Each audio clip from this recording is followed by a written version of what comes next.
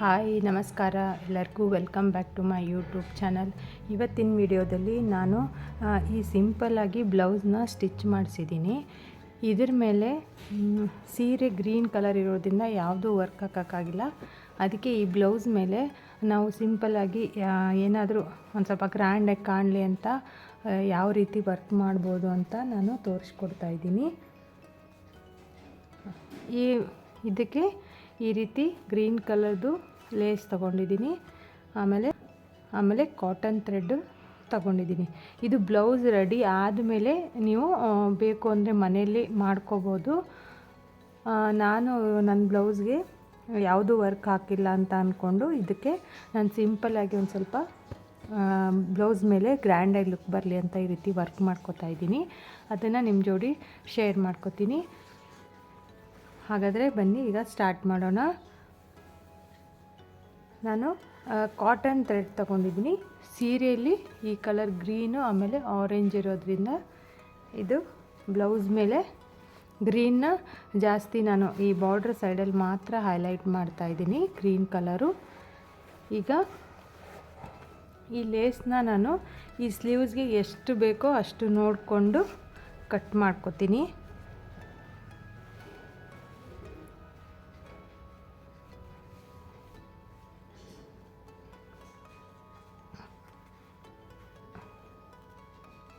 ಈ ರೀತಿ ಇಟ್ಕೊಂಡು ನೋಡ್ಕೊಳ್ಳಿ. ನಿಮಗೆ ಲೇಸು ನಿಮ್ಮ ಬ್ಲೌಸ್ ಮೇಲೆ ನಿಮ್ಮ ಸೀರೆಯಲ್ಲಿ ಯಾವ ರೀತಿ ಇದೆ ಆ ರೀತಿ ಮಾಡ್ಕೊಳ್ಳಿ. ನಾನು ಸ್ಲೀವ್ಸ್ ಇಷ್ಟಿದೆಲ್ಲ ಇಷ್ಟು ಸರಿಯಾಗಿ ನೋಡಿಕೊಂಡು ಇದನ್ನು ಕಟ್ ಮಾಡ್ಕೊತಾ ಇದ್ದೀನಿ. ಒಂದು ಸ್ಲೀವ್ಸ್ಗೆ ಇಷ್ಟು ಲೇಸ್ ಸಾಕು. ನಾನು ಸೀರೆ ಗ್ರೀನ್ ಇರೋದ್ರಿಂದ ಗ್ರೀನ್ ಕಲರೇ ತಗೊಂಡಿರೋದು.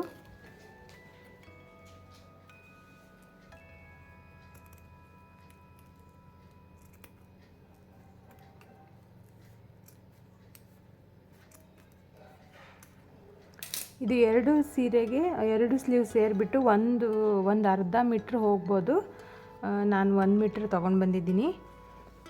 ಈಗ ಇದು ಬ್ಲೌಸದ್ದು ಕೆಳಗಡೆ ಲೈನ್ ಇದೆಯಲ್ಲ, ನಾವು ಇಲ್ಲಿಂದ ಅದನ್ನು ಸ್ಟಾರ್ಟ್ ಮಾಡ್ತೀನಿ. ಸರಿಯಾಗಿ ನೋಡ್ಕೊಳ್ಳಿ. ನಾನು ಇಲ್ಲಿ ಮಿಡಲಲ್ಲಿ ಇದನ್ನು ಈ ರೀತಿ ಮಿಡಲ್ ಬರುತ್ತದೆ, ಇಲ್ಲಿ ಒಂದು ಸ್ವಲ್ಪ ಗ್ಯಾಪು, ಈ ಕಡೆ ಒಂದು ಸ್ವಲ್ಪ ಗ್ಯಾಪು ನೋಡಿಕೊಂಡು ಇದನ್ನು ಸೆಟ್ ಮಾಡ್ಕೊತಾ ಇದ್ದೀನಿ. ಇದನ್ನು ನೀವು ಬ್ಲೌಸ್ ಸ್ಟಿಚ್ ಮಾಡೋಕ್ಕಿಂತ ಮುಂಚೆನೂ ಈ ರೀತಿ ಮಾಡ್ಕೋಬೋದು. ಆದರೆ ನಾನು ಬ್ಲೌಸ್ ಸ್ಟಿಚ್ ಮಾಡಬೇಕಾದ್ರೆ ಇದು ಐಡಿಯಾ ಬರಲಿಲ್ಲ. ಆಮೇಲೆ ಈ ರೀತಿ ಸ್ವಲ್ಪ ಸಿಂಪಲ್ ಅನ್ನಿಸ್ತಾ ಇದೆ ಅಂದ್ಕೊಂಡು ನಾನು ಈ ರೀತಿ ಐಡಿಯಾ ಮಾಡಿ ಬ್ಲೌಸ್ ಮೇಲೆ ಈ ರೀತಿ ಸ್ವಲ್ಪ ಗ್ರ್ಯಾಂಡಾಗಿ ವರ್ಕ್ ಮಾಡ್ತಾಯಿದ್ದೀನಿ.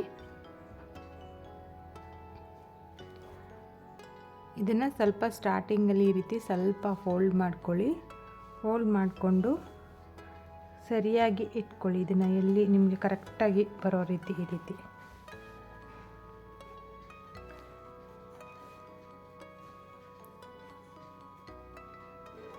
ಇದು ಸ್ವಲ್ಪ ಕ್ರಾಸ್ ಬರುತ್ತೆ ಅನಿಸುತ್ತೆ.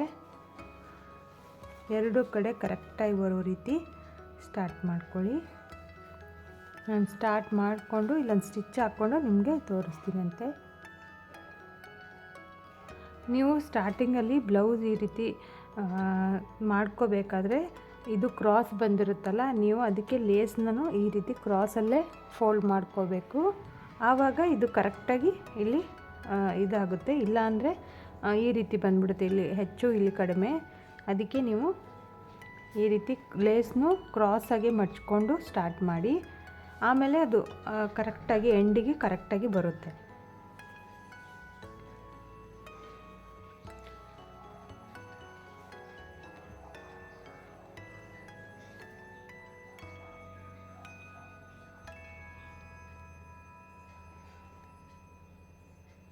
ನಾನೀಗ ಈ ಕಾಟನ್ ಥ್ರೆಡ್ಡಿಂದ ಇದನ್ನು ಆ ಬಟ್ಟೆ ಮೇಲೆ ಸೆಟ್ ಮಾಡ್ಕೊತಾ ಇದ್ದೀನಿ.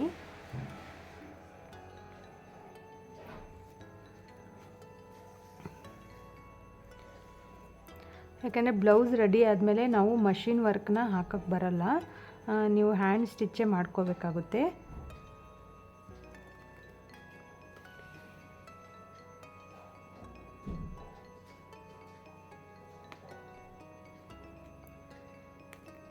ನಾನು ಬ್ಲೌಸ್ ರೆಡಿ ಆದಮೇಲೆ ಈ ರೀತಿ ಮಾಡ್ಕೋಬೋದು ಅಂತ ನಿಮಗೆ ತೋರಿಸ್ಕೊಡ್ತಾ ಇದ್ದೀನಿ.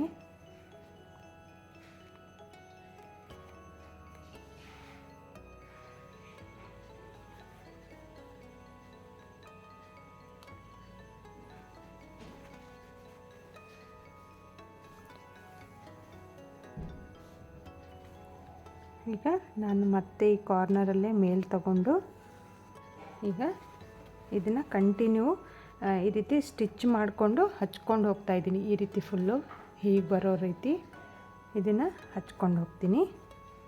ಆಮೇಲೆ ನಿಮ್ಮ ಜೋಡಿ ಶೇರ್ ಮಾಡ್ಕೊಂಡಿರ್ತೀನಿ. ಇದು ಹಚ್ಕೊಂಡು ಆದಮೇಲೆ ಯಾವ ರೀತಿ ಮಾಡೋದು ಅಂತ ತೋರಿಸ್ತೀನಿ ಅಂತ.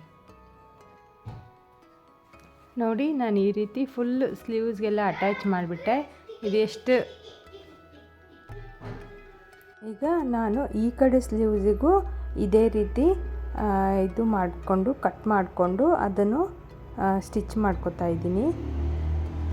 ಸ್ಟಾರ್ಟಿಂಗಲ್ಲಿ ಈ ರೀತಿ ಇಟ್ಕೊಂಡು ಫಸ್ಟ್ ಒನ್ ಹೇಗೆ ಸ್ಟಾರ್ಟ್ ಮಾಡಿದ್ನೋ ಅದನ್ನು ಇದೇ ರೀತಿ ಸ್ಟಾರ್ಟ್ ಮಾಡ್ಕೊತೀನಿ.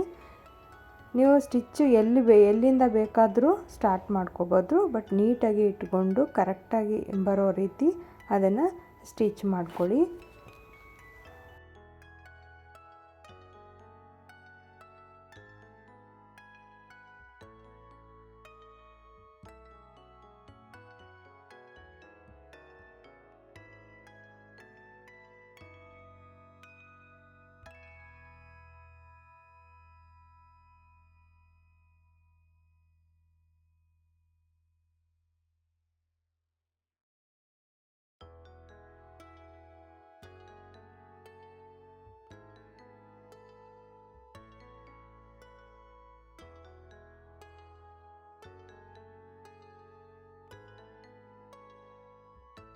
ಇದು ಎರಡು ಸ್ಲೀವ್ಸ್ನ ರೆಡಿ ಮಾಡ್ಕೊಂಡ್ಮೇಲೆ ನಾನು ಯಾವ ರೀತಿ ಆಗಿದೆ ಅಂತ ತೋರಿಸ್ತಾ ಇದ್ದೀನಿ.